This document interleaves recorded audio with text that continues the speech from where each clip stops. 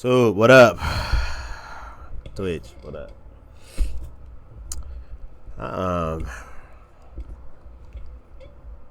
Reading the comments, man. I'm gonna get something straight right now. I don't care who we reviewing. If Fraud say he suck, then he suck. And that's final. I'm not arguing with y'all. I don't want to hear it. I don't care. They all got to go through the process. They all got to go through.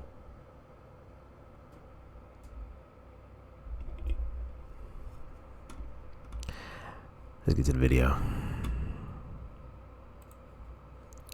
Go ahead and get to the video, man. Today,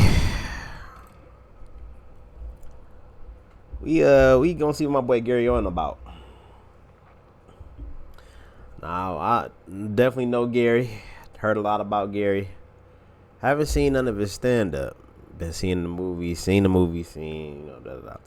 I even got a buddy, a comic buddy who performs with Gary very regularly. So I'm interested to see what he got to offer in his full special, Broken Family. As always, we don't keep it a buck. My head hurts, so if I'm laughing, that's how you know it's worth it.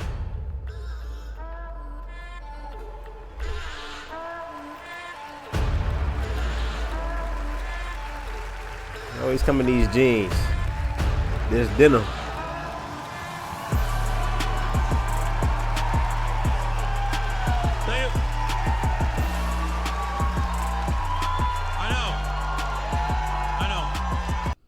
Immediately, I just know he about to be moving around, going crazy. Immediately. First of all, this is nice. I like this. This is nice.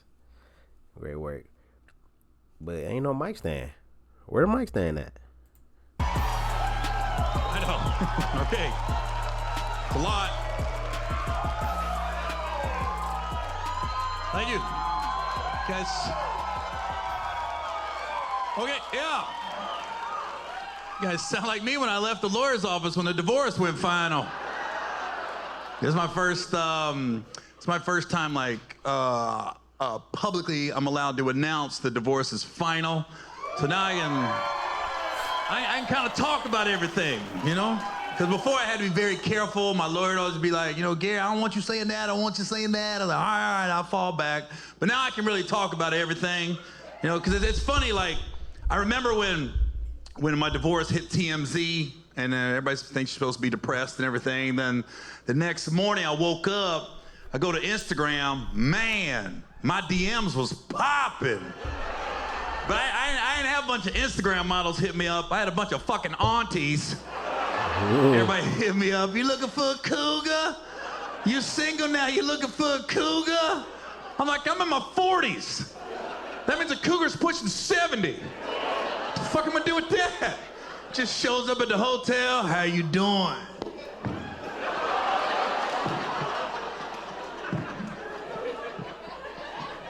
Do with me what you will.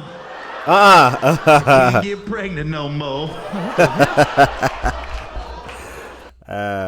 2 minutes in. Good job, Gary. You got me, nigga. You got me. That was stupid. Saying weird shit in the bedroom. Oh my God, Gary. You remind me of my first husband. God rest his soul. What the fuck?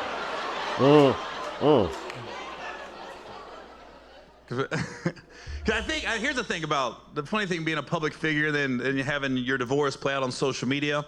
It's funny because I think when you don't know somebody but you follow them on social media, I think the two things that always catches your eye, especially me, is one, a divorce. You wonder what happened, what went wrong. The other one that gets me is like when somebody dies unexpectedly and you see this random rest in peace post, but they don't say how they died, and that's really all you want to know. And they'll be like, we need prayers for the family. And you'd be like, but how'd he die though? So you start reading all the comments, nobody's saying shit, just a bunch of prayer hands. You start Googling the name, nothing pops up. And then one person will step up and make the comment we all wanted to make. They'll actually type it out. Well, what happened? And they get killed. Motherfucker, you can't say that shit. That's disrespectful to the family. I'm like, well, that's what the fuck we all want to know. Mm-hmm. Let me tell you something. If you gonna get on social media and ask me to pray for somebody because they died, I got to know how they died. Because my prayers are different depending on your death. I don't have one prayer that covers all the death. Like, okay, like, so if you in a car accident, that's an accident. That's not your fault. You get 100% of my prayers. Lord, I'm not gonna question your timing. I'm just gonna miss my friend. Tell him to hi to my grandpa, amen. Now you out there robbing motherfuckers, and you robbed the wrong motherfucker, and you got, that's a different type of prayer. You don't get the car accident prayer, you get the robbing motherfucker prayer. Lord, I understand that my friend took that free will a little too far. If you let him into heaven, be careful, he steals a lot, okay? He stole a hoodie out of my locker in 7th grade. He stole my lunch money in 8th grade. He's a thief, Lord. So one day, if you look up at the pearly gates and you're missing the pearly, he's probably got it. All right, amen-ish. Like, thing about it is like, I'm not a bitter divorcee, you know? I still like seeing happy couples at my show, you know? I like seeing guys and girls out with their husband, wives, boyfriend, girlfriends, because if comedians, we do our job, you leave the show, you're in a good mood, and fellas, you get to go home and spoon, and grab a titty, and try to stick something in. That's a great night. That's just not where I'm at in my life right now. Like when this show's over, I'm going back to my hotel, logging on to tastyblacks.com and calling it a night.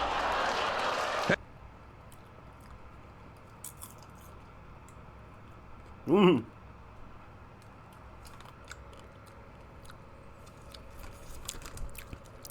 He ain't lying either. That's a real website. You guys should check it out. I've probably been on a little too much lately because if you type in Gary, all lowercase, you get 10% off for the premium content. So, something I'm doing for my fans. But it's, you know, that's a good page. I got a lot of good categories. I like to go to the interracial page.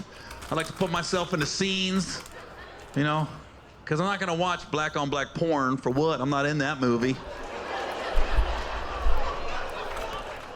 You know, some of these adult films now, like when I was growing up, you know, a porn, you knew it. It was a DVD, VHS tape, threw it in, and boom. And you knew what it was. The acting was bad, the lighting was bad, the bodies was bad. Now, a lot of these websites, you get enough views, they run ads on them.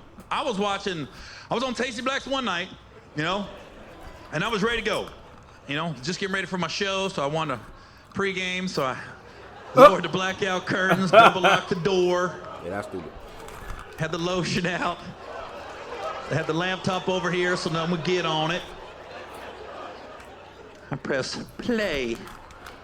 And then it was like, I felt like I was watching the ad. I didn't know I was watching the adult film. Because it was this lady, this realtor, showing this guy around the house. And I was like, why would they show this before the movie? I'm trying to stay up, like, come on. Because they were asking real questions. The realtor was taking the guy around the house. We do have a 30-year mortgage, no money down. We do have an HOA. And then they went upstairs. Oh my God. They went upstairs and the real estate agent just dropped to her knees. Started sucking the guy off. I was like, man, she's really trying to get that commission. Like, it was so real. Like, for about 6 months, every city I went to, I would go house hunting, thinking it might pop off. Never did. Thought I'd get that one real estate agent having a bad run. Just look at him and so Gary, tell me, what we got to do to get you in this house? What you trying to do to get me in this house? Trying to wear him out. I haven't given up though. I'm gonna go look at a house tomorrow in Dublin. And then I ain't gonna lie. I ain't gonna lie. Wherever he at, that's a good joke. The reason why that's a good joke is because you can use that at any city. Pro tip right there. You can use that at any city. After he explained the whole house shit, he want to get sucked off. He a horny nigga. Wherever you at, I'm about to go look. Don't worry, I'm about to go look for a house in Manchester. Don't worry, I'm about to go look for a house in Livonia. Don't worry. Like, he can say any city, wherever city he could say any city that city you know. Go where the money is. Good connection with the crowd. It's funny too, like, I think there's always a variety of reasons why people get divorced, but I think a big one for me, the finality of it was when COVID hit. Because when COVID hit, I read on the internet. Where is this nigga from? I never knew he was like it sounded like he country as hell, like got an accent. I never knew he had an accent, bro. I'm gonna keep the whole buck. Divorce rates are gonna go up. And I was like, no, we good, we solid. But you gotta realize, I'm a comedian. My whole marriage, I was gone every weekend. COVID hits, I'm home 4 months straight. I started looking around the house like, hey, this ain't what I thought it was, you know? And then my dog picked up on it first. When you got a good dog, dogs know shit ain't right in the house. Cause when COVID hit, I take my dog on a walk, normal walks, you know? Wake up at 7 a.m., walk my dog till 7:30, we back at the house. Then it hit me, wait a minute, this is the only time I'm by myself all day. So the walks start getting longer and longer. We leave at 7 a.m., come home at noon. My dog started looking at me like, you going through something? You gotta talk to her, Gary. I can't walk this long. I'm a Yorkie. You gotta get a bigger dog with bigger legs. And you know, Yorkies are little. They think they big though. They don't know they little. Mine wasn't. My Yorkie was little and knew it was little and acted accordingly. We got about 2 months into COVID. She got sick of them 5-hour hikes. My dog changed. She started getting angry, started barking at everybody. And her barks started to sound like help. You know, just help! You can talk. My dog can talk. Then one day my dog just quit walking. I ain't never seen a dog quit. She just stopped. Fuck it. No, I'm done. I picked her up, walked her back to the house. Next morning I woke up, I thought it was a one-day strike. I was like, come on, Olive, time to go for a walk, 7 a.m. Swear to God, I saw my dog shake her head no. Then she started backing up to the back of her cage, like, where's she going? I looked down at her, she was looking back at me like one of them abused dogs in those 1-800 commercials. Swear I heard Sarah McLachlan in the background. I was like, come on, Olive. In the arms of the angel, will you run? Damn.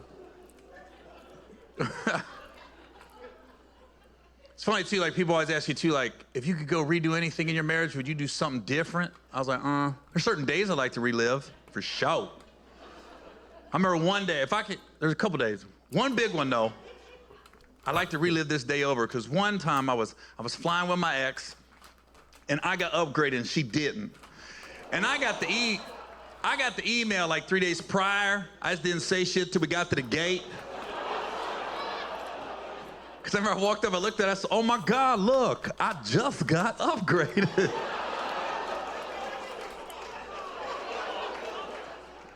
She's like, what? I was like, can I go sit in front? I remember she just looked at me. She was like, take your ass to the front, see what the fuck happens. I remember in that very moment, I was thinking to myself, kind of wish I was married to a white woman right now. Because in my brain, my white wives would have said, Gary, you work so hard for this family. You have given us a beautiful home. I drive a beautiful car, fully paid for. Our kids are in private school. You deserve that first class. So you go spread out. You too tall to be back here in the back. You've earned it. You go spread out. But that's not what I got. I got to take your ass to the front, see what the fuck happens. Let me tell you something. If I would have known that day that my marriage is going to end in an ugly-ass public divorce, I would have taken my ass to the front that day. It's such a weird thing. I look back on it, I go, why the fuck was I so scared? Like, what the fuck was she gonna do? We were at the airport. I can't explain it. It's like it's some kind of a black woman energy. I don't know what it is, but it's scary. And you gotta be in it to know what I'm talking about. I don't know what white, Latino, or Asian women energy is. I don't know, but I know what a black woman energy is, and it's scary. Because I remember sitting at the airport, I started looking around like, is some of her cousins here? Like, what's gonna happen? Like, if I sit in the front, they gonna pick me up in the back, homie. What the fuck you doing? Because I look back on it, she wasn't loud. She didn't make a scene. She said it real subtle. Take your ass to the front, see what the fuck happens. It's some, I can't explain it, man. But I realized if I was gonna redo that day, I would have had to match her black woman energy with my own black woman energy. I couldn't match her with white man energy. That ain't gonna work. I've tried that. It never worked. So if I could relive that day, I have to match her energy with my own black woman energy. So the minute she said, take your ass to the front, see what the fuck happens, I would have came back at her. Well, I'm gonna take my ass to the front. I wanna see what the fuck's gonna happen. Show me what the fuck's gonna happen. I date across that motherfucking curtain. I date across that motherfucking curtain. I didn't say that, I didn't say that. I just took my seat in the back.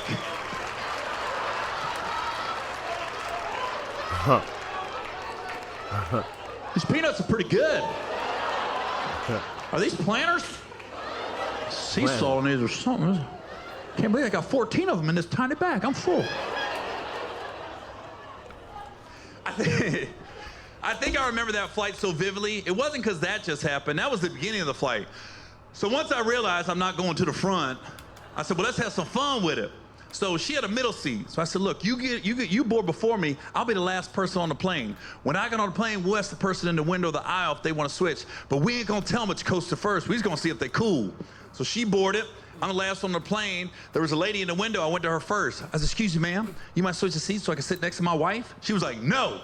Right back to the window. I was like, dang, no discussion. Okay. Young dude in the aisle. Went to him next. Like, excuse me, man. You might switch the seats? He's like, I don't care. He grabbed his little Nike bag. He didn't even ask where my seat was. I gave him my ticket. He got about 3 rows up. He goes, hey, man, this is first. This is first. I said, I know, enjoy it. The lady in the window looked over. I said, don't. You said no, remember, no. For real. So now we're about an hour into the flight, and I see that young kid walking back towards our row. We back in the 30s. He's in row 2. I said, why is he walking back here? He was like, hey, Gary, they're giving us lunch. You want anything to eat? I said, no, go eat. He about to give me his food. I was like, dude, I got peanuts. 14 of them, sea salt. So now we land. You know, when you're back in the 30s, it takes you about 15 minutes to deboard. I get off the plane.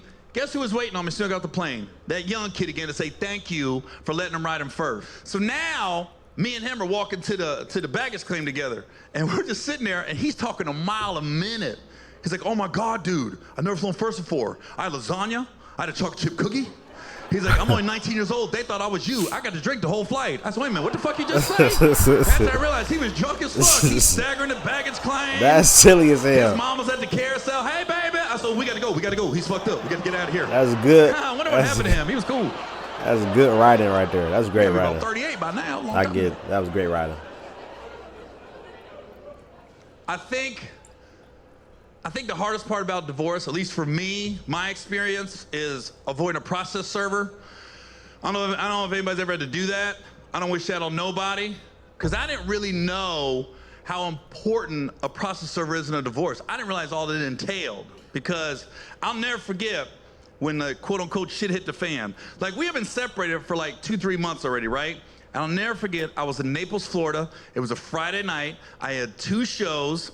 I get off stage after the first show, I go to my dressing room, I check my phone, and that's when TMZ got a hold of my divorce. And everybody's texting me, calling me, sending me the links. It's TMZ, BET, People, AOL. I was like, AOL? We got a dial-up divorce, ain't this a bitch? So my lawyer just started blowing me up. And so I finally answered. She goes, Gary, where you at right now? I said, I'm in Naples, Florida. She goes, you got a show tonight? I said, I got 2. I just got on the first one. Second one starts in 30 minutes. She goes, cancel it. I said, I can't cancel the show in 30 minutes notice. She goes, no, Gary, you don't understand. We are worried that a process server is on the way to serve you. I said, what does that mean? So she had explained to me, we got a house in California, we got a house in Ohio. I filed for divorce in Ohio. My ex filed in California. So my lawyer said, Gary, if you get served, chances are your divorce will go down in California. California's a 50-50 state, which means she can get half your money for the rest of your life. I said, say less, this show's over. I canceled that show so goddamn fast. I would say I feel bad for those 400 people that night, but I don't. Fuck them all. I got bigger shit to worry about than hee-hee-ha-ha jokes. My life, motherfucker. That's funny. That's a good joke. When I tell you. He definitely, like, the type of comment, you could still, like, it's crazy because I could still pick up on it. And I ain't saying, like, this is exactly what it is, but I do think it take him a little minute to warm up. And he saved his good jokes to the middle-ish. But we not even at the middle yet. I immediately went on the run. Still immediately. But this joke good, and the last joke was Randy Moss, straight cash, homie. I changed my cell phone number. I changed my cell phone carrier, because I'd be watching the first 48. They be catching them killers by pinging their cell phones off them towers. I didn't want a process server pinging my shit. I was sticking and moving all over the country. I was never anywhere for more than like 5-6 days. I was going to really white areas to blend in. Went to Maine, Montana, North and South Dakota. Went to West Virginia, hiked the Appalachian Trail. I was on the run. But after about 8 weeks of being on the run, I said, I got to get back to work. I was going crazy, right? So I called my lawyer, I called my manager. I said, I'm ready to go back to work. They said, Gary, we don't recommend it. I said, I got to get back to work. So the 8 weeks I was on the run, I really tried to educate myself on how not to get served. So on my line of work, the 2 most common places is on stage and at the airport. So when I went back to work, all my shows, I'd be way back here.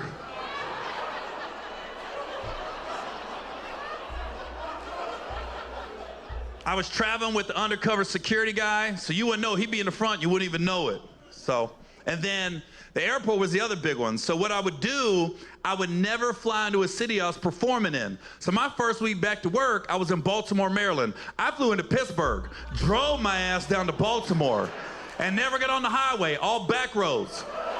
Because let me tell you something, these process servers, they'll get these fake ass cop cars, they'll pull you over, you ain't getting a ticket, you getting papers. So I was back. So at one point, I was so deep in Amish country in Pennsylvania. That's how back roads I was at. Like, I was the only car on the road. It was a bunch of dudes in horses and carriages. They got these suits on with hats and beards with no mustaches.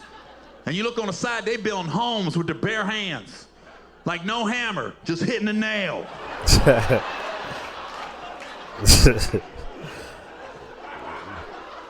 So I got hungry. At one point I got hungry, I said, I gotta stop and get something to eat. So I stopped at this restaurant called Bob Evans, right? So I sit in this back booth so I can see everybody coming. So I'm eating, but my head's on swivel, like I said. And it's all Amish looking people in the restaurant. His accent come out so crazy. My head's on swivel, like I said. One black dude walked in. I said, what the fuck he doing here? Like, he come out deep as hell. And the dude made eye contact. He goes, yo, Gary. I said, not today. Not today. Cut it out. He started walking towards me. I'm throwing orange juice, toast at this motherfucker. He chased me all over that goddamn restaurant. I don't know if he was a process server or not. I couldn't risk it. There's probably still some brother in Pennsylvania. Gary's a motherfucking asshole. My bad. If he sees this, my fault, man. So it ended up after about April, May, June, four and a half months of me avoiding a process server and her avoiding a process server, we finally got her at a Panera Bread in Antioch, California. So shouts out to Panera. And here's the thing, it's all luck in the end. It's all luck. Because when you know a process server is trying to serve you and she knows, in the end, I always tell myself, how's this gonna play out? And it just ended up being lucky. And because I hired a process server out here in California and she wasn't doing her job. So I had to get this process server in Ohio, and me and her flew from Cincinnati out here to California. So we get off the plane, we go to my old neighborhood, and we just got lucky. We saw my ex pulling out of a grocery store parking lot, and I told the processor, oh, that's her. So we start falling on the highway, and the processor was like, you gotta get in the back seat. She might see you in the rearview mirror. So now I'm in the back seat riding, and we following her. Bro, you really gotta do all this for a divorce, bro? She goes, you gotta get the fuck down. She might see you. So now I'm just laying flat. I don't know where the hell we at.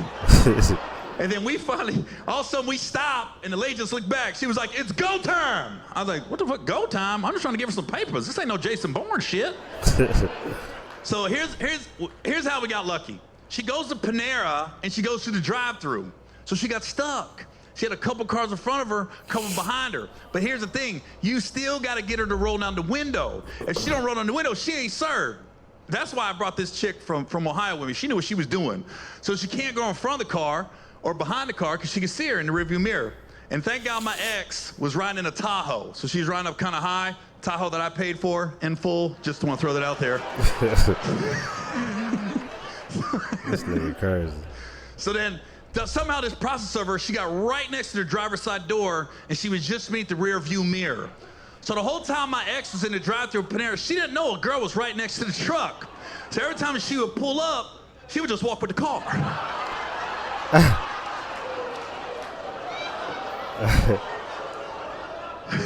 She finally rolled down her window to place her order. She just stood up. She was like, you're served. I said, oh, we got her. She was so mad. Ooh. She was so mad. Because I remember it was about an hour later, I got a text, you dusty white devil. I was like, dang, why I gotta be dusty? White devil's enough, but dusty? So, you know, me being a comedian, I'm sarcastic. I text her back, I said, the whole time we was married, I kept telling you got to eat too much, now look what it got you served. She was mad. She hit me with like 3,000 black middle fingers. It just kept going on my phone. I was like, God, she's still going. She finally stopped. I hit her with the one shoulder shrug.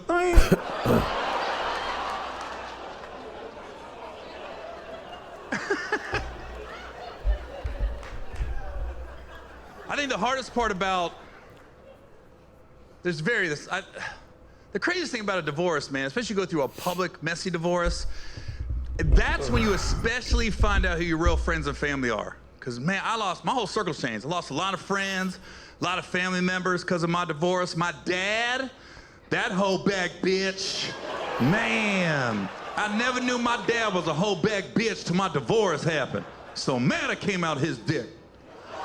All the dicks in the world, and I came up a hoe back bitch dick. Okay, so clearly I gotta explain why I called him that. You can't just call your dad a hoe bag bitch. You're not gonna detail why he's a hoe bag bitch. So I say my dad, I use that word very loosely. Like, he wasn't around when I was growing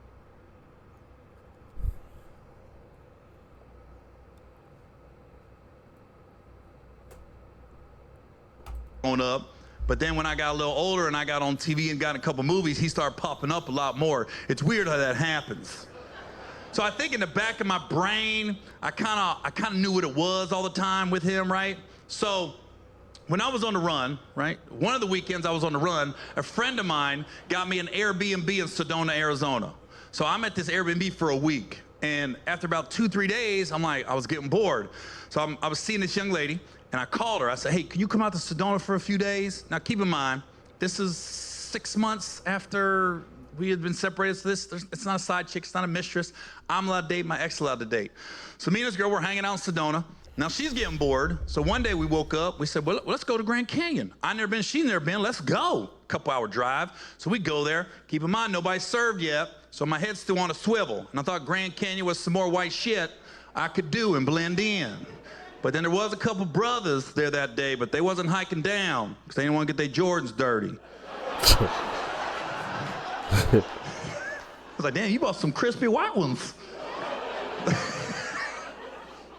So like anybody, when you go to Grand Canyon, right, you take pictures. Talking so about that day I took brothers. like 7, 8 pictures. And when I got my new cell phone, in the beginning, only like 10, 15 people had my cell number. So I'd always text people in a group chat to let them know where I'm at, keep them updated on my whereabouts and stuff. So my dad was in the group text. At that point, I thought I could trust him. So in one of the pictures at the Grand Canyon, I took, and the girl was in the picture with me. And nobody brought up, nobody said anything. I thought nothing of it. Fast forward a couple weeks later. It's July 4th. I fly home to Cincinnati. I said, I want to go to Reds game. So I'm going to go to Reds game. I can't sit in the stands with everybody else. I got to get a suite because I can't risk sitting in the stands and a motherfucker walking up going, you want some peanuts and papers? So I had to get a suite. So I called one of my buddies up. He invited like 7, 8 of our mutual friends, and everybody knew the rules. No social media posts, no pictures, no announcements. You're at the game. We had a great day at the ballpark. The next morning, July 5th, 7:17 in the morning, I get a voicemail from my dad. Hey, it's your fucking dad, and you don't respect me. And he just starts cussing me out. I go, what the fuck's he mad about? Then he sends me a long text about an hour later how he heard I came in town. I went to the Reds game. I didn't invite him. He's come to expect this behavior from me. I never include him in shit. I'm like, whoa, wait a minute. This motherfucker's mad about a Reds game? Keep in mind, motherfucker never took me to a Reds game growing up. I didn't feel the need to take your old ass to a Reds game. So I... That's funny as hell, but at the same time, I feel Pops, but that's funny though. Not take you to the Reds game. So let me call him. So when I called him, I said, it's gotta be something deeper to that. First words out of my mouth, hey Dad, I got your voicemail, I got your text. He goes, yeah, I meant every word of it. I was like, this ain't gonna end well.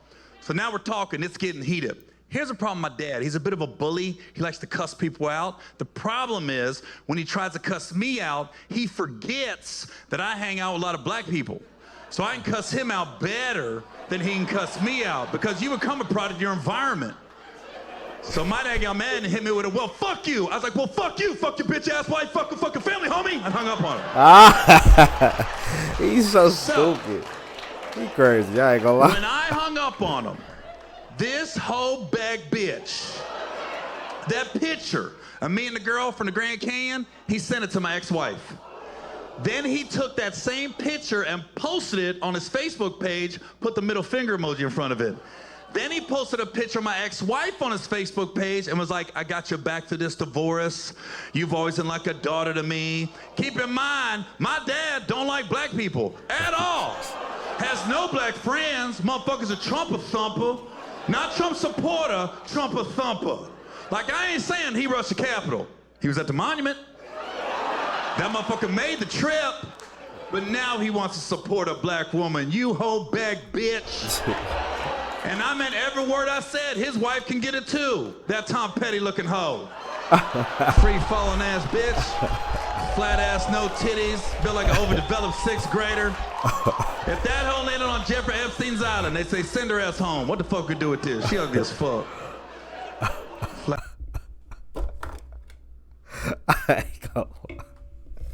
I ain't gonna lie, bro. All right. I'm not hip. I'm not hip to Gary. That's it. I'm just not hip. Is all his shit like this, or is it just like this because of the divorce crack him? Do all he do is just talk about his business? Because this shit silly. This shit silly as fuck. I believe everything. I ain't gonna lie. Some shit probably like a little like magnified or anything, but I think that the whole gist of it all, I think all this shit is for real and it's hitting home.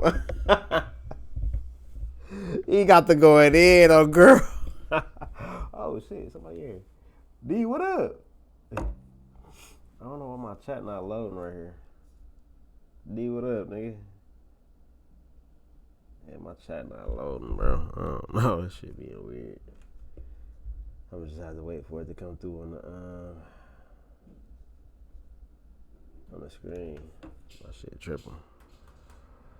Yeah, it's tripping, man. I don't know what's going on, bro. Either way, I'm tapped in. Flat ass. But yeah, I'm just not hit, bro. Like, I love his honesty. I love Gary honesty. I love it. Motherfucker. If she went to Japan, all the Japanese women would be like, oh, fuck, look at how flat the her ass is. I never seen such a flat ass. Mine's so much bigger. Talking crazy. Well, thanks for letting me vent. Real shit. That was. I'm gonna get a drink. Tell you what I've done since I got divorced. So I started taking gummies. That's a good one. He flowing. Yeah, like I never did any drugs when I was married, and then I get divorced. I was like, I'm gonna try some shit, you know? For real. Here's the thing about gummies though. Like, nobody ever just finds a gummy and starts taking it.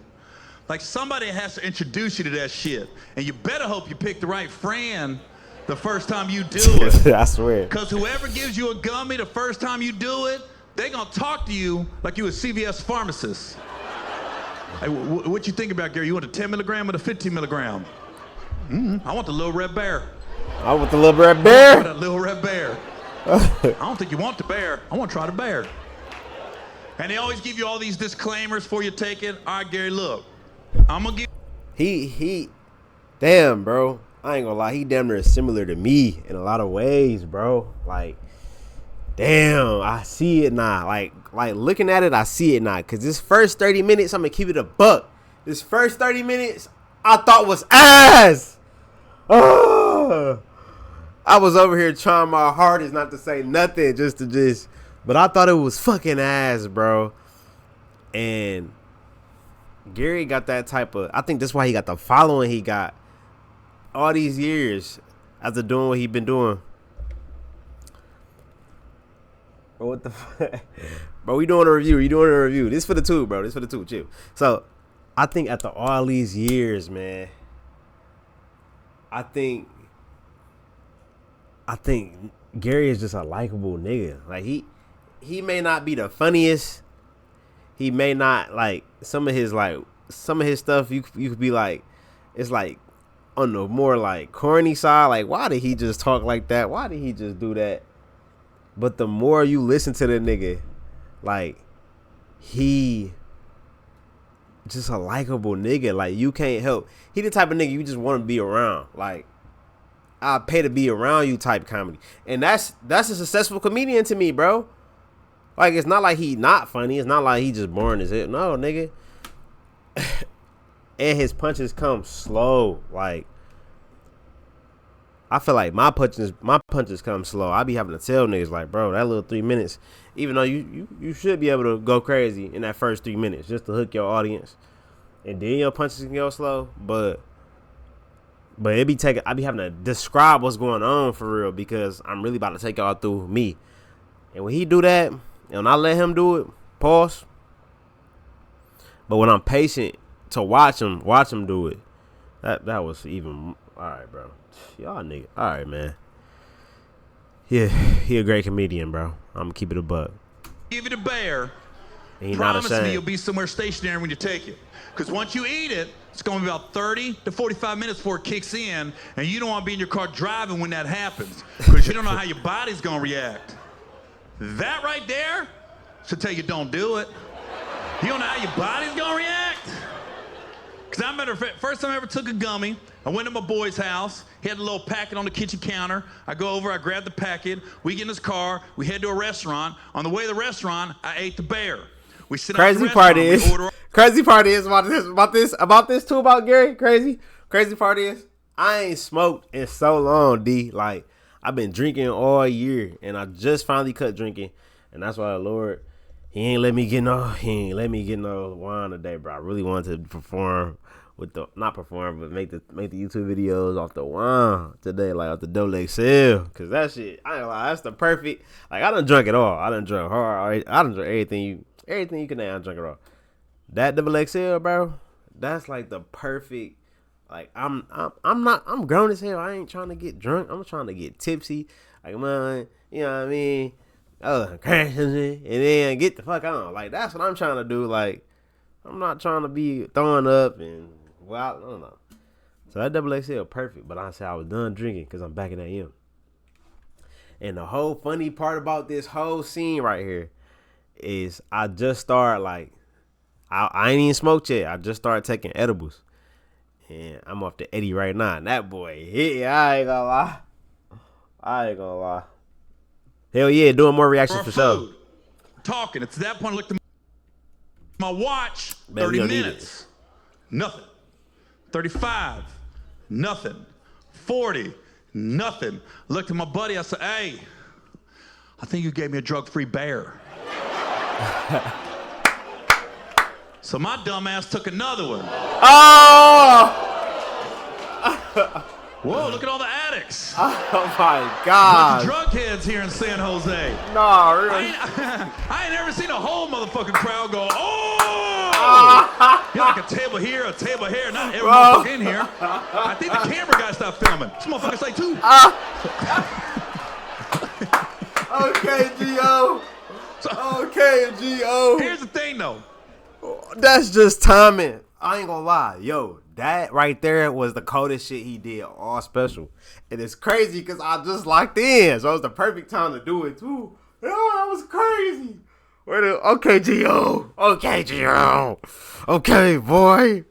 He knew niggas was gonna be. He knew the natural human reaction to you popping 2 on your first time. It's like, oh, and he done heard that response before, and way to build another shit out of it, bro. Just way to lead us up. You're like a table here, a table there. Waited. So my dumb ass took another one. Whoa, look at all the addicts. He is nice. That was nice, boy. That come from practice. That timing. Bro, you don't just think. People think that this happens.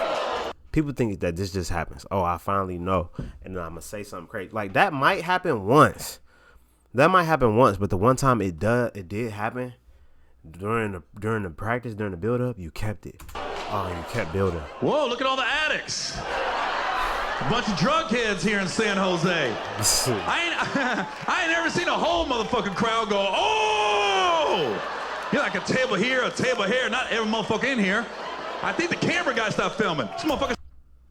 To even just, bro, the camera nigga. Okay, G.O. Okay, G.O. Okay. It's like 2.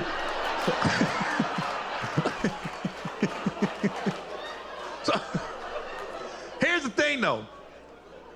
Here's the thing about taking those bears 40 minutes apart. It don't matter. It don't matter that I took those bears 40 minutes apart. When those 2 bears met each other in my stomach, they came together and formed a bigger, stronger bear. It's not like one bear came out and 40 minutes later the other bear came out. No. Same time the bears attack. And when the bears attack, there's nothing you can do. It don't matter how much food you eat. It don't matter how much water you drink. Somebody told me milk. Lies. When the bears attack, the only thing that can help you is time. Because when those 2 bears attacked me in that restaurant, I felt like I was in the movie Get Out. I was just stuck.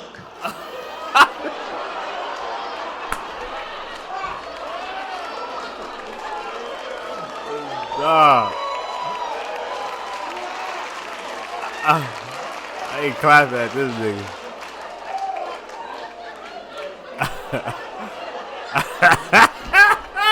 Yeah, boy. Yeah, man. I was this comedy there, right here, man. That's what it's about. Oh, I love this shit. Oh my God, I love this shit, man. Oh, I really got a love for this shit right here, bro. Like, I don't want to do nothing else, bro. I really don't want to do nothing else in this life, bro. But this shit right here, like, the movie's cool, the music gonna be cool, the streaming cool, the tube cool. All this other shit is cool. This shit is straight. Give me the bag. I need the money. I'm trying to draw that. Hey, you know what I mean? But this shit right here, though, right here, this shit, man. This motherfucking shit right here. Look real close. Look real close. Look real close. Look real close. This shit right here, bro.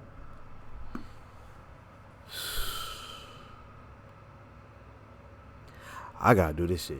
I gotta do this. I gotta find a way to do this shit and do it for the rest of my life. And this all I gotta do until I'm out of here. I don't care. This shit too fun, bro. This shit too damn fun. Finally, I was there. I just couldn't talk.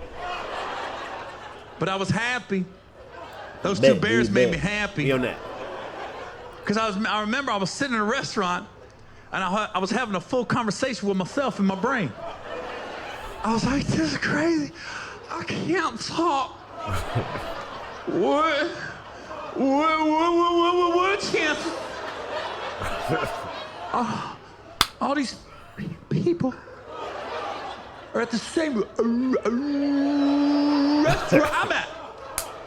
I don't know anybody here. Oh God, it came at the same time.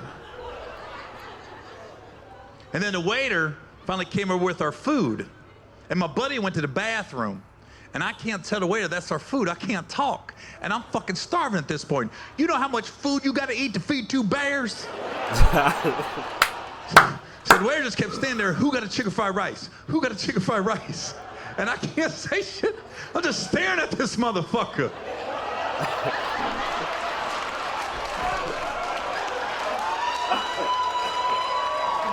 I ain't gonna lie, bro. He's stupid, bro. I ain't gonna lie. He's about to leave. I was like, can't let this motherfucker leave. It's his so I had to focus, bro. And I had to override the bears. But when the bears allowed me to speak, they made me stereotype my food. Because the waiter was like, look, one last time, who got a chicken fried rice? I said, I got that motherfucking chicken fried rice. And that's all I said for the next 30 minutes. That's my motherfucking chicken fried rice. My buddy finally came back to the table. He started fucking with me. Gary, how's your food? This some good ass motherfucking chicken fried rice. And I know that food was good. I know it was good. Because I never brought it to my mouth. I went to the table to get it. I thought my fingers was chopsticks. I was killing that shit.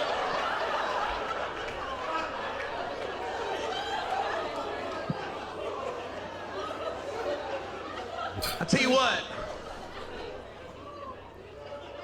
Looking back on that day, I'm glad I took those gummies. And I'm glad I've continued to take gummies. Because I feel like it's helped me act a little bit, you know? Because, you know, here's the thing. Since it's been established, everybody in here has done it.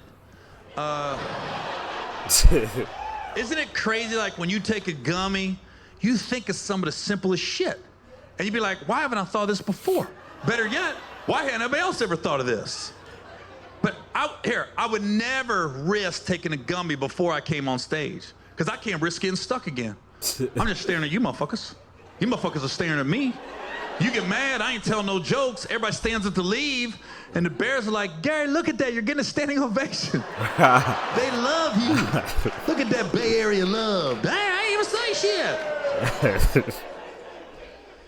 But the thing is, like, every comedian has the same job. Whether you do it in an arena or a coffee shop, our job is to get on stage and get a bunch of strangers together and tell some jokes that everyone can agree upon. Okay, we all think that's funny. Okay, we've all had that life experience. Not the easiest job in the world. Because even right now, I'm looking around the room. We got a lot of different nationalities, age groups, tax brackets, political beliefs, religious beliefs. I'm like, well, what do we all got in common? And I would have never thought of this if I didn't take those bears. Yeah. But the one thing I am 100% positive about every single person in this room that we all have in common, and that is that all of our moms got hit raw.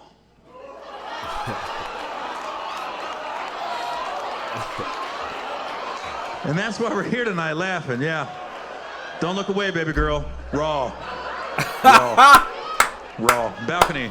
Raw. Your mom, raw. And I don't want nobody here going, no, my mom. Yes. Your mom, raw. And if you're with your mom right now, I'm sorry. This show just got awkward as fuck. But just look at her. Mom, I mean, he ain't lying, though.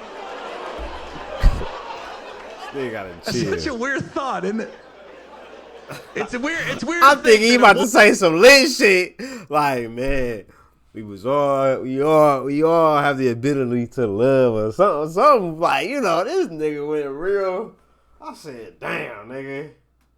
Fuck me up. Fuck you talking about raw. Ugh. At one point, everybody in this room, we was all just living in our daddy. And a couple seconds later, out of nowhere, we were living in our mommy. Where the fuck all my friends go? Well, that water slide sucked. Look at it like this. We're all winners. We're all winners. Yeah. Because literally, you won the most important race you will ever run in your motherfucking life. That was the first race. Shit, nigga. I don't know what you see. I see a bunch of Usain Bolts in this motherfucker right now. I see a bunch of motherfuckers that want to live. That was nice. I ain't gonna lie. He just killed us. He just killed us with that. That was nice. Oh, this nigga nice. I ain't gonna lie. This nigga nice. You got it, bro. You got it, bro. You deserve it. You got it. Just try to remember that. When life ain't going. I just said what I was expecting. Like, I felt like that was the perfect time and the perfect moment to get some motivation, to get some guidance, some anything. I thought that was the perfect moment. And then he said some fuck shit. And then I'm like, damn, all right, boom. But the fuck shit led right to the, because I felt that in my spirit, nigga. Them niggas can't fuck with me in the motherfucking testes, nigga. Nigga, I'm the nigga made it up, nigga. Fuck is y'all talking about? I saw my chance and I went and took it, nigga. Right into that motherfucker. Woo! Was chilling. Fuck you talking about? They said the doctor. My mama said the doctor had the doctor trying to pull me out. Boy, my whole leg is on my neck, on my head, just everywhere, just not pancake, not in a position to be pulled out. Like had to pull me out, had to grab me out. I'm like, oh yeah. I'm like, oh yeah, man. Damn, bro. Just the fact that you here, you a winner, bro. I ain't gonna lie. That shit just, man. That's the shit that niggas need to hear, bro. And that's the shit that niggas need to really start believing for real, bro. I don't understand why niggas don't be believing certain shit. Like, fuck everybody else, nigga. You a winner yourself, nigga. Oh my God, you were breathing. Oh, that was tough. On your way, feel a little down. Just remember, there's a bunch of motherfuckers left behind your daddy's nutsack. They wish they could be out here right now laughing, but they can't because they were slow. They were losers. You're the winner. Yeah. That's tough, bro. This is really hitting home with some of you right now. Like, I am somebody. This nigga home. My mom got hit raw too. I ain't no different. My mom, she got hit raw a little too much. Man, it was like, I remember growing up, it was like every 18 months, my mom just popped up pregnant. I remember at one point I looked at my mom, I said, Mom, you ever use protection? She said, I just pray a lot. You might want to switch religions. Because I hate when they say that to kids. Well, here's what gets me, man. I hate when people say, did you have a normal childhood? Whatever your childhood was your normal. What everybody else was doing, that was their normal, but that don't mean it's your normal. So stop making these kids feel like they had an abnormal childhood. Because my normal was mama, there's 8 of us. I got 7 brothers and sisters, all half. That was my normal. Oh. Ain't none of them full. So every holiday, it was all of us lined up to call our dads on the phone like we was in prison and shit. We had a time limit. We telling on each other, Mom, he's over 10 minutes. Hey, he's not going to answer. That's the 3rd time you called. He never answers. Your dad never answers. You got the right number?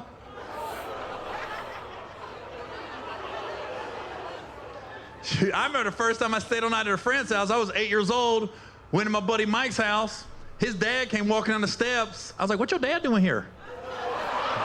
He's like, "He lives here." I said, "Every day?" "He here every day." I don't believe that shit. Then his brother walked in the house. I said, "Well, where's his dad?" He's like, "We got the same dad." I said, "Oh, you're doing a lot right now, Mike." Motherfucker. So he's here every day and you got the same dad? I can't hang out with you. You a liar.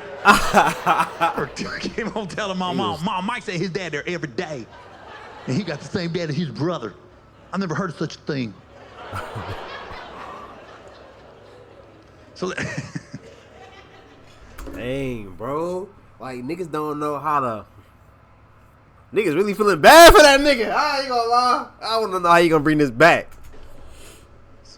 I'll tell you what's killing me right now. Like, since I was talking about social media so much, is like, I just connected, man. Nowadays, it's so weird when women get pregnant because when I was growing up, a woman got pregnant and she announced it, and then you didn't hear nothing until the baby was born 9 months later. Now, we're in this age where I don't know who got into our heads, fellas, that we gotta do all this shit for a woman before the baby gets here. And you literally look back on it's all big waste of money. It starts with the gender reveal. These things are getting out of hand. And why does everybody look so shocked when it comes out blue or pink? That was only 2 fucking colors it was gonna be. You had like turquoise or purple was about to pop out that shit. Baby showers are out of control. When I was growing up, a baby shower was somebody's house. It was in the backyard or inside, depending on the weather. You bought a cake at the grocery store, and most of the food had toothpicks in it. This shit so crazy that he's saying this, bro. Because, bro, he was just with Boosie's mom, and she was like, oh my God, she was saying this same shit about baby showers. And niggas just did not understand. Like, we not understanding, like, I'm like, bro, what you mean? They not doing too much. I'm like, this baby shower, nice. Okay, welcome to the baby. Da, da, da. But, man, bring it back. Okay. I love that for the OGs, man. Yeah, bro, but she was just saying that. Like, the baby shower was in the backyard at somebody's crib. Like, what the fuck? That was it. Now, baby showers, fellas, you gotta rent a venue. You gotta get a DJ, a videographer, a bartender. There's a fucking theme. And then when you see this shit on Instagram, it looks like a goddamn music video. I was watching one baby shower. It started out, the bartender was shaking martinis. He was pouring the shit down the bar. Yes. Everybody was moving in slow motion. There was a fog machine. I was like, I ain't ever seen this video. Then a girl came walking out with her belly through the fog. I really like what you've done to me. I go, this a baby shower? And I know you guys have seen these pregnancy photo shoots. These are getting out of hand. So when a woman's like 7, 8 months pregnant, now women they'll get a beautiful dress. They'll cut the belly out. She'll be like in a meadow. There'll be a stream, salmon's jumping, a white horse will run by. And the woman's always holding her belly. She got beautiful makeup on. And the women, they never look at the camera on these pregnancy photo shoots. They're always looking away.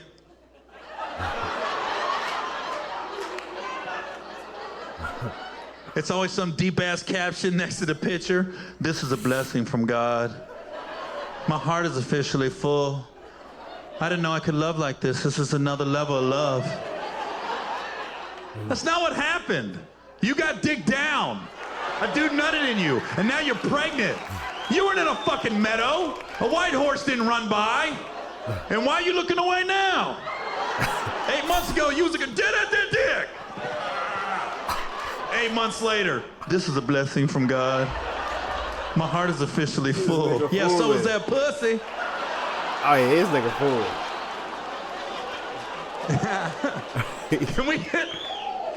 Can we get like an accurate pregnancy photo shoot, please?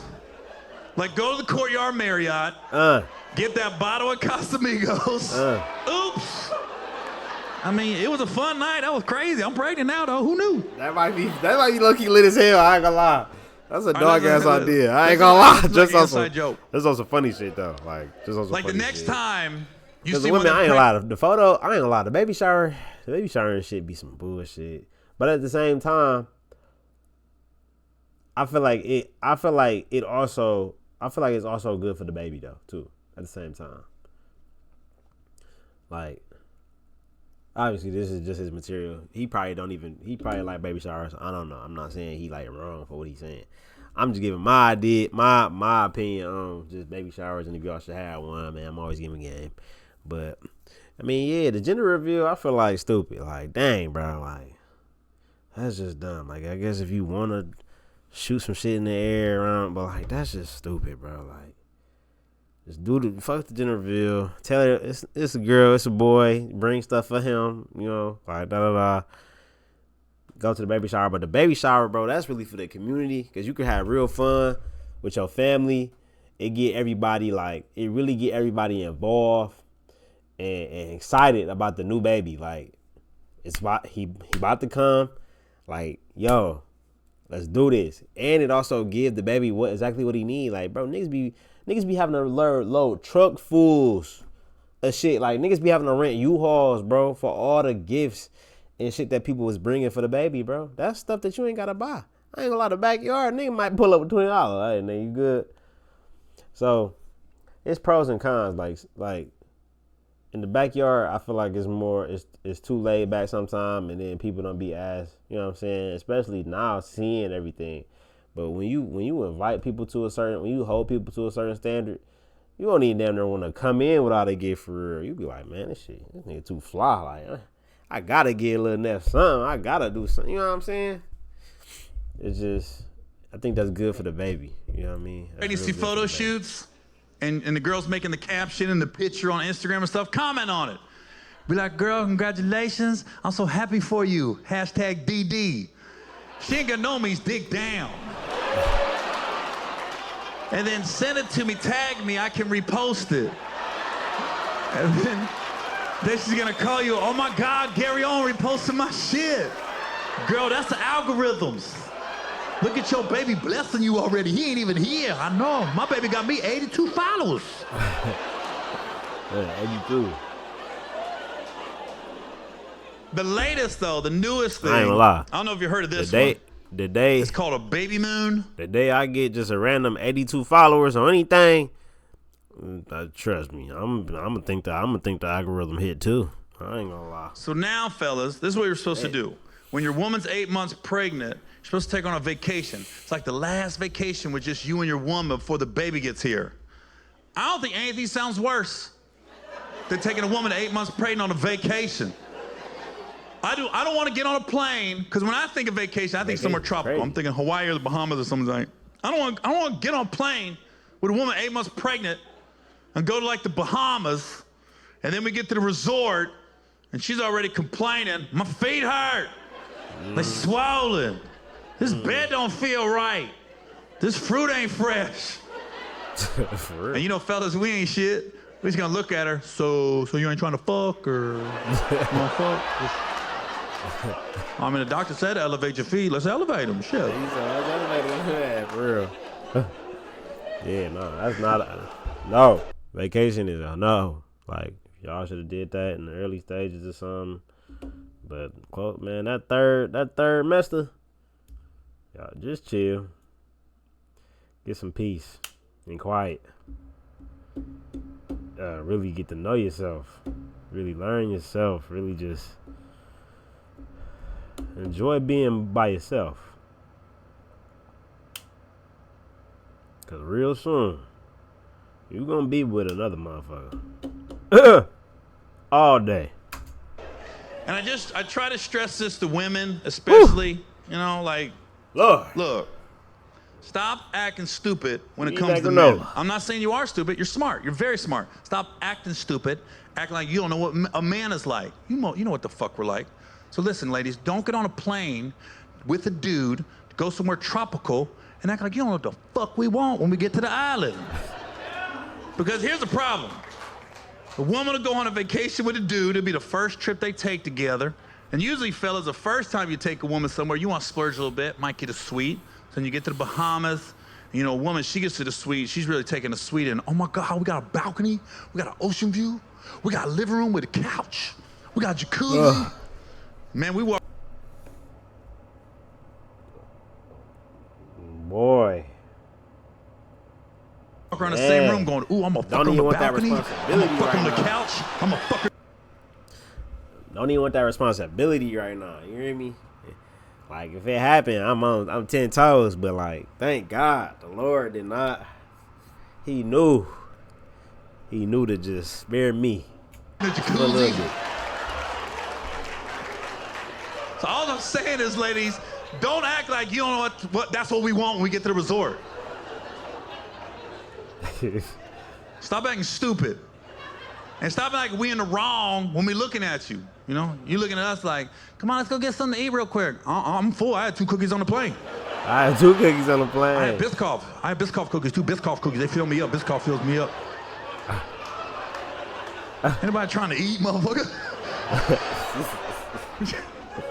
Trying to get to it. Let's go. There's an hour left. Let's go get some sun real quick. Motherfucker, we here for a week. You got a tan today?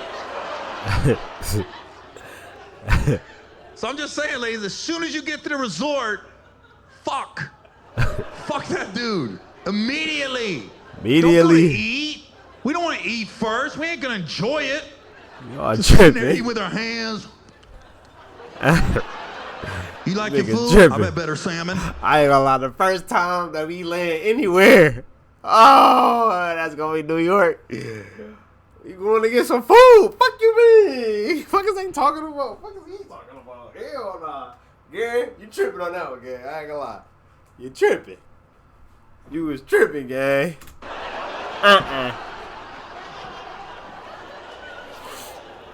Boy, go see the scene. Go. So just know We got all wanna fuck. night to be on that, Gary. As soon as we get there, we want to get off the plane. We got We want all to go to the night. resort, and we want to fuck.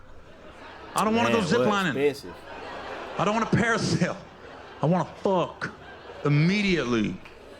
As soon as that bellman leaves the room, you lock I the ain't door. gonna lie, I do sound like Gurley was withholding that motherfucker too from him. That's supposed to be his wife. I'm making all assumptions here. But ladies, don't withhold that motherfucker from your man. You better let bro. You know what I mean? Make sure it's your man. Make sure that you love him. Make sure, you know what I'm saying? Make sure that y'all on the path to marriage at least. But dang. That job nigga good. You don't unpack, you fuck that dude. Your vacation will go a lot smoother, I'm telling you. You do that to that dude, ladies, we looking at you in a whole new light. Like, damn, you a real one. Make sure your passport's up to date. You about to go on a bunch of trips. Now you start holding out, acting stupid. We looking at you like, fucker, should have taken your ass to Six Flags. What the fuck I got over here for? Could have waited till 4 o'clock, got half off. This is stupid. He's all got half off. Yeah, so just, I'm trying to help. That's not even a joke. No, it's real life. I want people to make it. I don't want to see people break up. When he was on tip, I told niggas too. Damn. Nah, for real. It was looking And bad. I don't want women to act like you know what the fuck a man is like. Because, well, I don't know, man. I think most men, our sex drive is just higher. It Most, was looking not all, packed, but bro. most. So, because, Did you go out? Did you go out at all? Did anybody go out, like, for real? and that's the thing about women, man. Like, because, man, we got the stereotypes. We're dogs, we're cheaters. We don't want to be. We just got to fuck a lot. So, ladies, don't get in a relationship with a man and you're ready to fuck a lot. There's going to be days you don't want to, but you have to. That's called a relationship. Because I'm telling you, men go about 3 days. That's it. After 3 days, that's when we start acting different. That's when you're looking at your man. Why you acting like that? Motherfucker, you know. It's Friday. We ain't fucked since Saturday. What the fuck you mean what's wrong? That's when everything's wrong in the world. Stupid ass stool, goofy ass blue curtain. The fuck they got blue curtain for? I got a blue shirt on.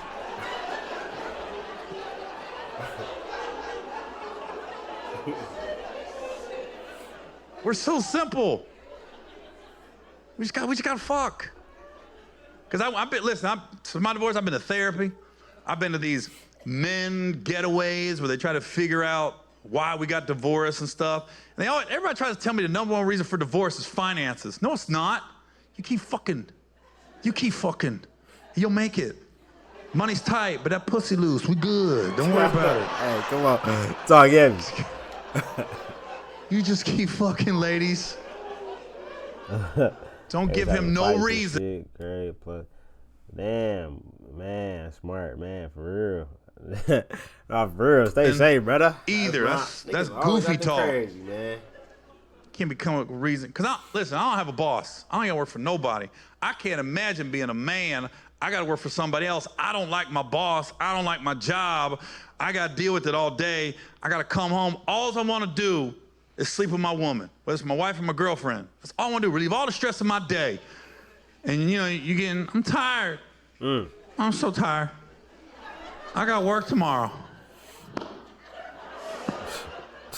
I need 5 fucking minutes, baby, 5 fucking minutes. What kind of job you got that is so taxing on your body, you can't give me 5 minutes? I ain't trying to have no all-night fuck fest. I want to drop this load, this hamburger helper, go to bed. You know how stupid you sound, ladies, when you say you tired? Low. You know what that does to a man's ego? Can't be saying that shit. Most men don't need 5 minutes. 3 and a half. Like, seriously, ladies. So, ladies, you can't do this for 5 minutes?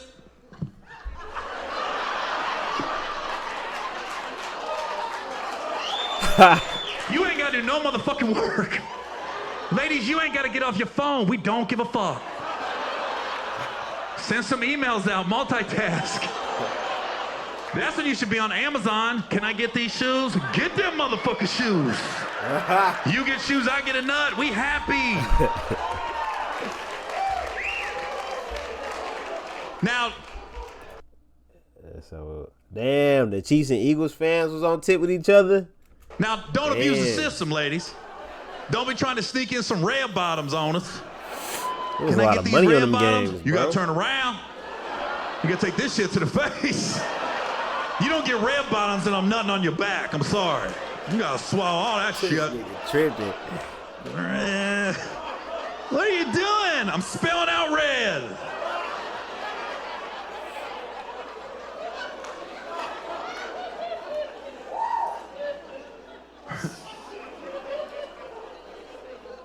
And that's the thing, man. I don't want this to be one-sided. You know, like, fellas, if you got a woman and she is handling her business like she should in the bedroom, you got to buy her shit. Women like gifts. You got to buy your woman gifts. I try to tell women all the time now, if you do what you're supposed to do in the bedroom, you'll get whatever you want. Bro. A man will go buy a house he can't afford. 19% interest rate. Fuck it, I'll refinance. Talking about millions of dollars. Want a house, she getting a house. Was lost yesterday. Because that's the advantage you got over us, women. Whenever that was. You ain't got to buy your man a gift. The fuck? I'm a grown motherfucker, man. I want no gift. You ain't got to get a man a gift. Men don't want gifts. Ain't no grown man woke up Christmas morning and ran to the tree. Ooh, wonder what the fuck I got. Give a fuck. I'm a grown motherfucking man. You ain't got to put nothing in our stocking. The fuck you? What you gonna put a sock that I want?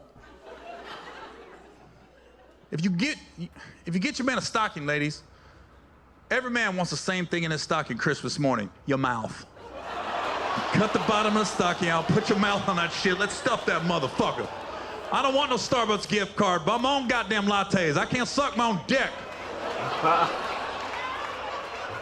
And if you married, ladies, you ain't gotta get dad a gift or nothing. We don't need nothing. Wake up Christmas morning, put a bow on that pussy.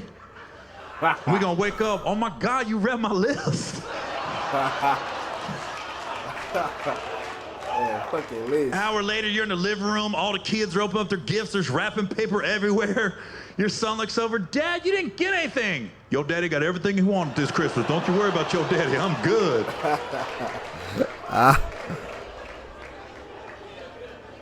Men don't say shit like that, at least men I know.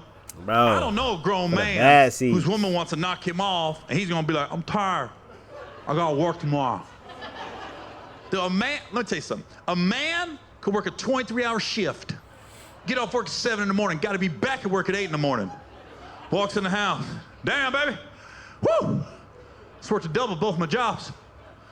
I got about an hour, get a little rest, gotta be back at work. Oh, what? I was gonna give you a little pussy this morning. Looks like I'm getting a 45-minute nap then. Let's ride. Shit. Listen, a man can be on death row, headed to the electric chair, shackled up, wrists, ankles.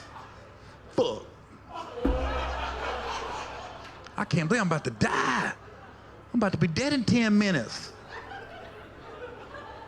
It's good knowing you, boys. I'll see you on the other side. I can't believe I'm about to be dead. Female guard right here. Drops her pants. Come on. Hit this shit before you hit that chair. You got to be shitting me right now. This is happening right now. Ready to go, Warden? Motherfuckers in the chair. Any last words? Appreciate y'all. For real. This motherfucker died with a smile on his face. Talking about appreciate y'all. What's wrong with this nigga? What is really Obviously,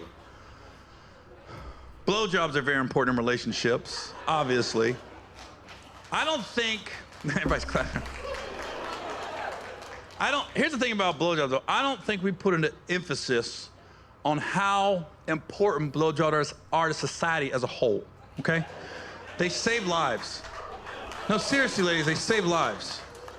Because here's the thing. We're in this age where we're talking about depression and mental health, and then, you know, every couple months we're gonna turn on a television set and some dude's gonna go to his job, shoot it up, kill all his coworkers, and then they're gonna be like, he was depressed, he was dealing with mental health issues. And the only thing that goes through my brain when I see that shit is there's no way that motherfucker got sloppy toppy this morning. Ain't no way a man woke up, he was ready to kill a bunch of motherfuckers. His woman topped him off, and he still killed some motherfuckers. It's never happened in the history of man. Dude wakes up, I hate my motherfucking life, I hate my job, I'm killing all you motherfuckers. I'm gonna be all right though, I'm gonna be all right. Today's a better day than yesterday. Man, why was I so tired? I was tripping. That dude woke up, his whole plan was to go shoot up his whole job. Now he's on the way to work calling those same co-workers. I'm at McDonald's, you guys want anything for breakfast? Yeah, they got two McGriddles for $5. I got $30. I'm just gonna get a bunch, 8, 9 of them, okay. And the thing about blowjobs is, and ladies, I don't want you to get upset with me. Don't get mad at the messenger on this.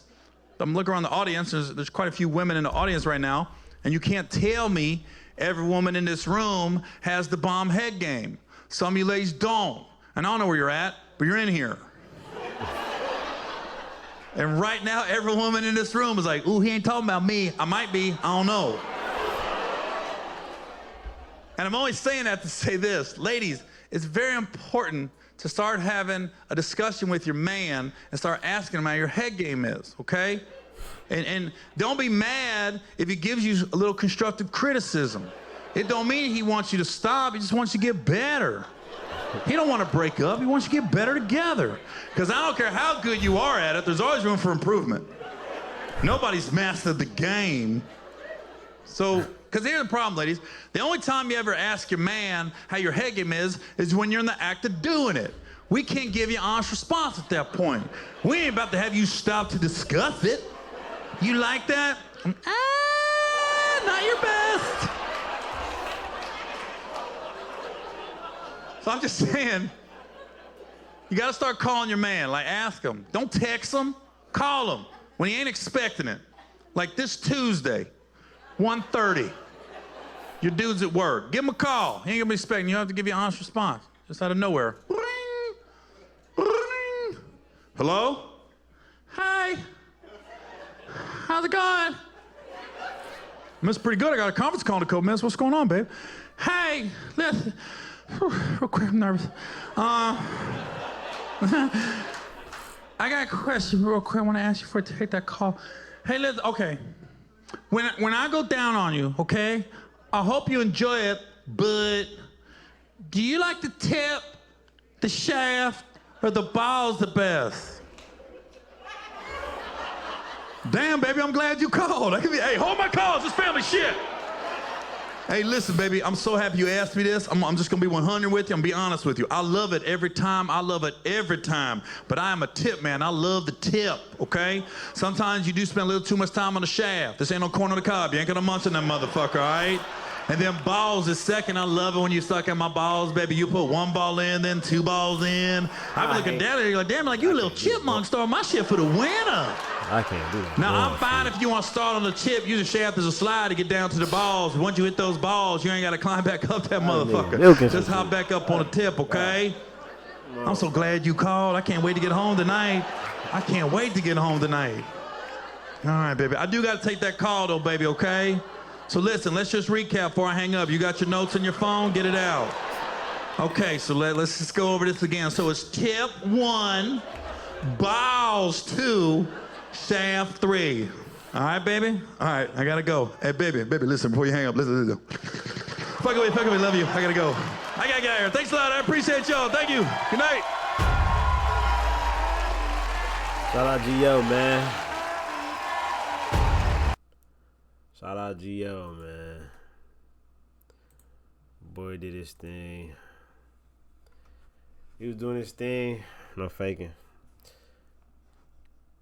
I gotta see more. I think he definitely, like I said, the type of comic where his honesty, his self, is like that's where he shines at, when he's just being honest, when he's just being himself. And he's a good writer. So, shouts out to bro.